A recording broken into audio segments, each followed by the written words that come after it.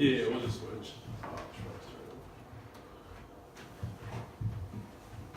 So hi everyone, we're here to introduce our proposal for the Gillette case competition. My name is Alexandra Murphy. I'm Jake D'Ambrosio. I'm Eugenia Jenkins. I'm Aviral Garg. And I'm Hunter Sheridan. So just a quick run through of our executive summary. The challenge Gillette has been facing in recent years is a sales decline due to the emergence of online shave club markets. Some of these include Dollar Shave Club and Harry's, which offer less expensive online subscriptions that are delivered straight to consumers' homes, completely eliminating the factor of having to go out to a store and buying a razor, really emphasizing the convenience of their services. So Gillette has been unable to compete in this market, so we are proposing a solution of introducing his and her packs. We believe this will work because Gillette also owns Venus, a women's razor line which completely dominates the women's market. So by introducing his and her packs, we hope to reach a broader target market, kind of honing in on the women who are doing the shopping and their husbands and other members of their family. Our execution strategy for the solution will be to focus on targeted marketing for couples. It's been done with other products in the past, such as perfumes, which we'll get into later. We think this will be good because it'll really emphasize the importance of shopping at brick and mortar stores and should really draw in our target market in these settings. When people hear the name Gillette, they think high quality. So for years, Gillette's old strategy has been to add new features while raising prices steadily. So with products like the Fusion 5 Pro Glide and Pro Shield Chill, this wasn't a problem for many years because their quality surpassed all other razor brands. But now, with the new wave of ordering cheap blades online, people don't really care as much about quality because of the high convenience of ordering these blades online. So Gillette has tried but failed to break into this market because Gillette is considered a brand of high quality. So people wouldn't go online to search for Gillette Shave Club because they'll probably assume that it's one of the higher costs. Also, people who buy Gillette typically are higher income families. So they would not be so concerned about buying online or the convenience of having them sent straight to their house. So Gillette should not be trying to sink to the level of Harry's and Dollar Shave Club when they have a higher quality product. So to sum it up, Gillette's old strategy of adding new features and raising prices, plus the new wave of ordering cheap blades online, has led to declining Gillette sales. As you can see by this graph, from 2013 to 2017, Gillette sales have declined by 7.1%. So this means that Gillette really has to try to find a new way to stay relevant. But it's hard for Gillette to do this because they're high quality, so they're going to have to try to find a way to meet the convenience of the online Dollar Shave Clubs and the high quality of Gillette in one package. So we believe that the best way to do this is by leveraging the power that they already have with Venus and using the convenience of already having somebody who goes out and shops. And by combining these two things, they should be able to try to gain back some market share. Thank you, Jake. Now getting to our proposed solution. As we've already mentioned, we want to tie up with Venus and we want to introduce combo packs for couples. We want to include a marketing strategy whereby we could gift these couple shave kits to married couples on things like anniversaries. And even if we're able to retain about 20% of non-Gillette customers, that is a huge target, that is a huge market share that Gillette will be able to increase through such a strategy. Another marketing strategy we thought Gillette would find helpful is advertising in advertising in fashion magazines. Such magazines are often read by women and they would get attracted to combo packs. Now getting to our target audience, we want to target married couples. This has been a market that has previously worked very well for Gillette, and this is a market that has growing potential. 89% of Gillette's current customers are over 35, and 68% of them live in a household of 2 or more people. So we believe that This is a market where Gillette has done well in previously, and this is a market where Gillette has a lot of scope, and this is a safe bet, and Gillette should go with it. Now, getting to why we think that marketing to women is such a good idea. Women are responsible for $4.3 billion of consumer spending. That is about 70 to 80% of all consumer spending. And we believe the main problem Gillette is facing is lack of convenience. And since women are going out and doing so much of the shopping already, it would just be so much simpler for them to buy a combo bag.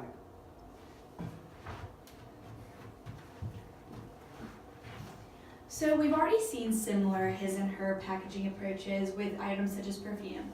Leading brands such as Hugo Boss and Burberry have utilized these strategies, but particularly Emporio Armani, who has 5% of the market share in perfumes. So just last year, they released a his and her perfume, as you can see here. And just within the first year, they generated nearly $250 million in sales solely from this perfume. As this quote says, "Gone are days of merely dressing like your partner." People are utilizing these strategies to connect couples in ways like never before. And this is exactly why we're going to connect couples through shaving. So as you can see here, this is an example of what a potential Gillette Venus his and her pack will look like. And so as you can see in this example, we have the Venus Embrace paired with the Gillette Fusion Power. And so when women are shopping in stores, they'll notice their Venus razor that they typically shop for and will buy the Gillette razor that it is packaged with.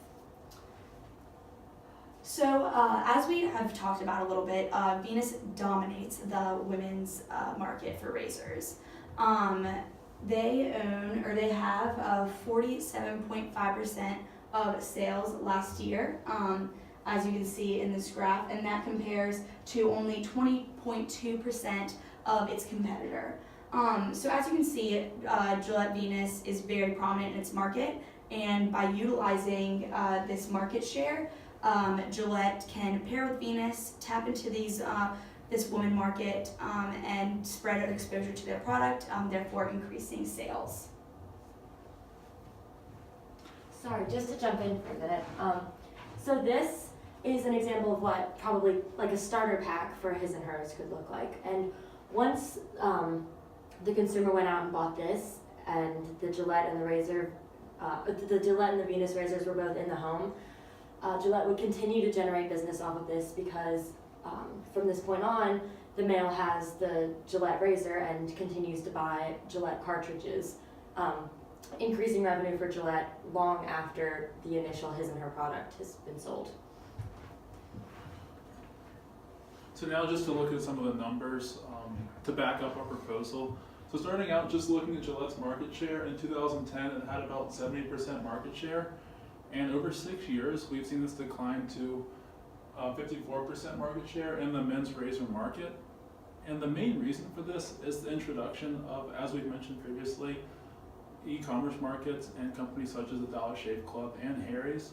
In fact, the Dollar Shave Club alone has about 52% of revenue in the e-commerce shaving industry. And so, from our perspective, we know that Gillette has quality products. It has a very strong brand name, and so the reason behind this market share decline was the convenience. That's what Gillette's lacking. And so we thought about trying to pursue the e-commerce market, but this really didn't make sense for Gillette. So just to start out, Gillette has always had a really strong brick and mortar presence. It understands retail stores very well. It has a lot of historical data it can draw from, and it knows what customers will like because it has done pretty well in the past. So it just makes sense to stay in a brick and mortar retail store. Also, companies like Harry's and the Dollar Shave Club, they're specialists at just doing online razor sales, so it doesn't make sense for Gillette to try to cover retail stores and online sales, especially when there's people who already do it and they do it very well because they have a large percentage of the market. And then finally, Gillette already has an e-commerce program, and it's doing okay, but not as well as it should be. They've poured a lot of capital into it, especially over the last 4 years, and it's just not performing as well as Gillette would like to see it do. And so just to look at some of the costs of implementing this new packaging for his and her product. So the first cost is development of the packaging. So this, we allocated $1 million for this, and this is just physically making the packaging. So, whatever needs to be done, whether it's acquiring the materials or using or buying factories to put it together and pay for the utilities that are associated with that. And then we allocated $10 million for an advertising expense. So we really didn't think we needed to do too much advertising, just because so many consumers know about Gillette, so many consumers know what Gillette stands for. But this advertising expense, as Avi mentioned, would include the gift packages for couples' anniversaries, and it would also include the fashion magazines that we are targeting to appeal to women who are in relationships. And then finally, the new machinery. So whether it's just purchasing a new machine to make the new packaging, we also use this to include just any miscellaneous costs that we might have missed originally. So in total, this would sum up to $16 million cost, which will be well worth the revenue, which we'll now talk about. So just looking at the revenue, in 2016, Gillette had about $6.8 billion of revenue, and we think that we can increase this. So as we mentioned on this slide, Gillette lost about 16% of market share in 6 years, and we think we can gain this back, and we can gain more customers with our added convenience. And so in the next 5 years, starting 2019, we project revenue increases of about 3 to 5.5%, just to give you a range. And we expect to see the Fusion 5 razors have a larger revenue increase than the Mach 3 razors. And this is because Fusion 5 is known as a higher quality product. And as we mentioned, our customers who have the money and want the quality in their razor purchases. So we expect this to increase about twice as fast as the Mach 3 razor, just because a lot of customers in the shaving industry do value a low cost. We know that revenue will increase for our Mach 3 razors.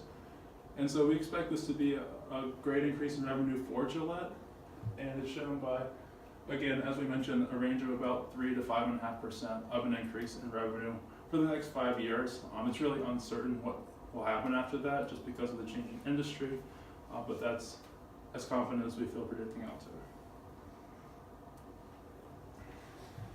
So in conclusion, for Gillette, we really believe that creating a new dominating branch of marketing and distribution that targets married couples is the way to go. We talked about it earlier it's had success with perfumes. Armani now pretty much has the largest single perfume market share in the perfume market. We believe that this is the best way to kind of break into a market that Gillette does not already have complete control of, and to keep Gillette there. So by buying these razors, by having the women buy these razors for their husband, the Gillette razors in the homes that it might not have previously been in.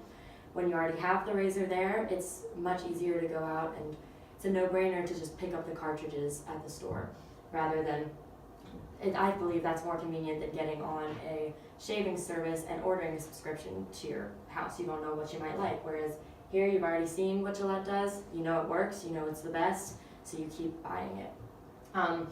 We also believe that not focusing on competing in the e-commerce shave market is the best move for Gillette.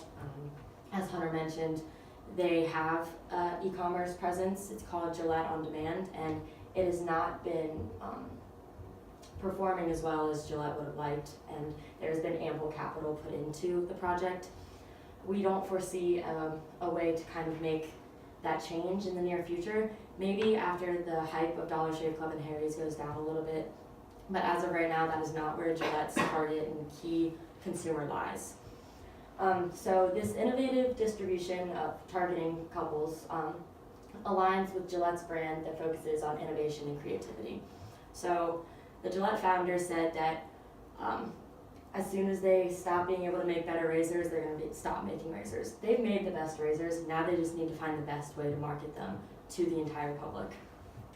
As we said, this is going to open up an entire new kind of sector for Gillette, which we believe will increase capital over the next 5 years. So we're trying to maintain Gillette's brand, which is very important as it's a family brand. 68% of Gillette users live in a 2 to 4 person household, so it's a largely known family name. So we're trying to maintain that brand while expanding to the new demographic. And we're hoping that by doing this, we will also establish lifelong brand loyalty, as I mentioned, by having the Gillette razor in the home with the Venus razor, and just kind of expanding that for as long as possible. So thank you. I hope you enjoyed our presentation, and that's the end. We can just flip through our appendix real quick. So with Gillette's on-demand service, as you can see, every 4th order is free. So because Gillette's trying to cut costs, this, as Jake mentioned, this doesn't really align with their brand of being high quality and having high quality products. And so this is part of the reason why their online service isn't performing as well as they had hoped. And then again, some stats about online web traffic for razor subscription sites. And then, as we see here, Dollar Shave Club is dominating online razor market shares. Again, just another source to point out Gillette razor sales decline. And then this is just information pulled from P&G's income statement regarding the grooming market. Thank you. Thank you. I don't know why I started laughing, I think, Relief. but I think